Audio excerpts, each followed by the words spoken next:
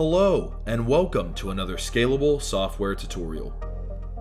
In this video, we are going to show you how to utilize the Test Image panel using our software.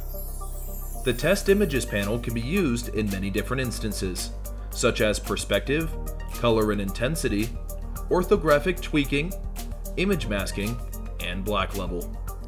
To start, please make sure to have the Scalable software open on your computer.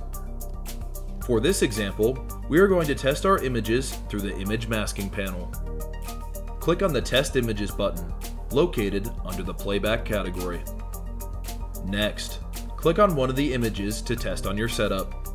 We used a mountain range for this example, and you should see something like this on your projection screen.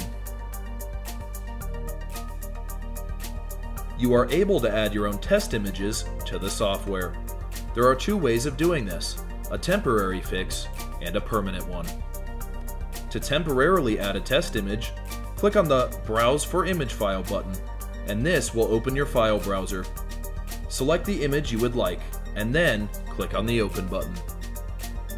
This will temporarily add the test image to your gallery. However, once you restart the software, this image will be removed from the gallery. To make this a permanent change, you will want to open your file browser. Please use the link listed below and follow the video instructions to find the file you need.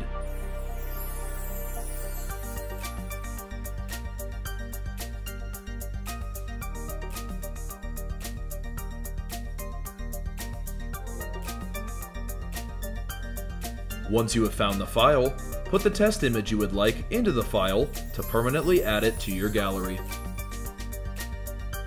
Once you have done this, restart the Scalable software and you should see the test image located in your gallery.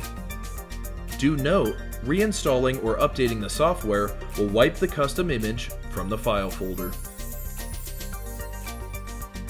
If you have any issues, please contact the support team.